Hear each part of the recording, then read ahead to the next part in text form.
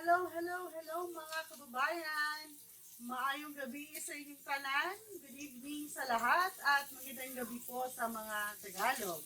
Narito naman po tayo ngayon para i-celebrate ang ating Easter Sunday. So I will be preparing a healthy special pork sisig. Mga friends, stay lang kayo dyan and tandaan nyo po, itong piniprepare ko ngayon ay special request ng aking mga friends and family. So, this version of pork sisig is version of pork sisig a la Roma. So, let's start. This is my ingredients. Ginger, onion, calamansi, chili, bell pepper, pork meat,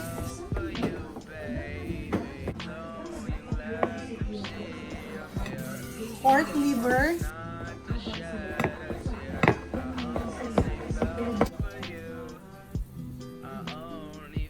pork mask,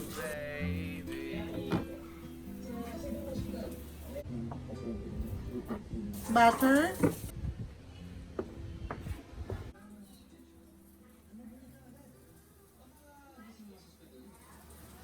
and we also need egg for our toppings. So let's start. Okay, so as we go on with our cooking sessions, ito piniprepare ko ng aking pork liempo. That will be my pork liempo, my topping for my finished product later. So let's do it.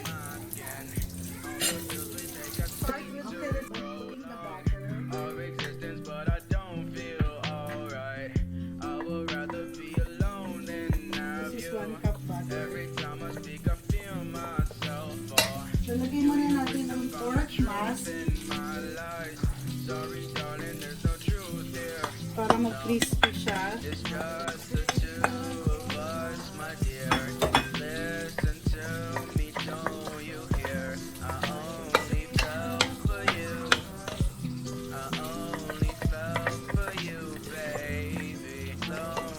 So, antayin muna natin mga 5 minutes. Takpan natin muna.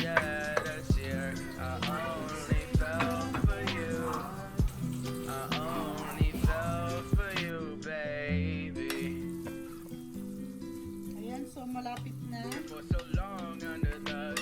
Lagyan natin ang ating. So this recipe is about 8 to 12 persons. So marami pa tayong mapapakain sa murang halaga na it only costs you under 500 pesos for 8 to 12 persons.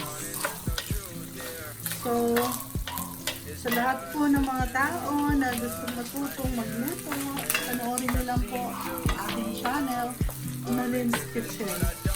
So let's wait for another 5 minutes for this to become crispy. Yan.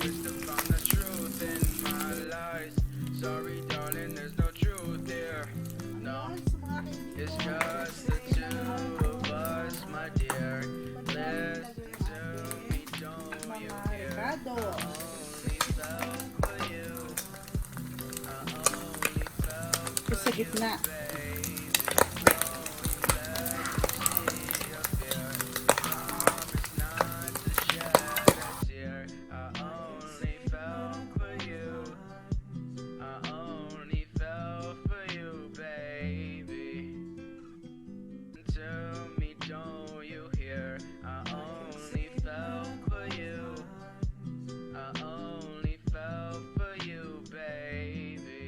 All-time favorite ng mga Pilipino. So, lagi itong nire-request sa akin ng mga kaibigan ko, lalong-lalo na po ng mga taga-Leeds International. At ang aking mga friends, mga laging sumusuporta at laging nag-order sa aking mga video. So, sana lahat ng mga nanonood ngayon, matuto rin kayo nito at na-enjoy nyo po sa inyong mga tahanan. Malapit na po tayo magkaroon ng pork sisig. So, lalagyan na po natin ng pepper, salt,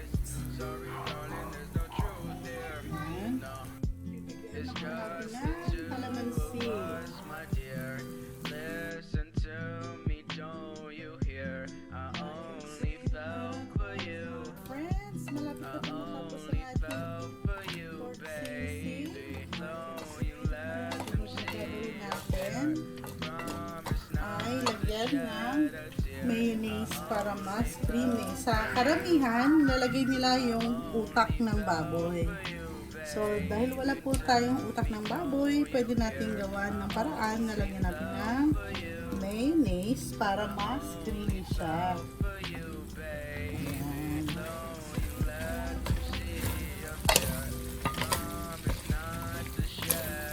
Later on, lagyan natin ng toppings. Ito ay egg. Lagyan natin ng konting para may konting color. Lagyan natin ng konting toyo.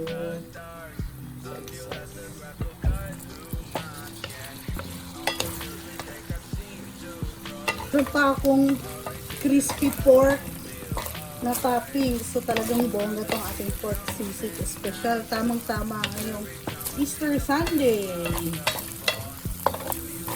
Ayan.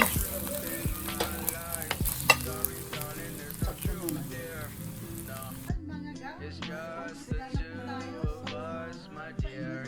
Listen to me, don't you hear? I only fell for you. So let's do this. I only fell for you, baby. Don't you let them see your fear.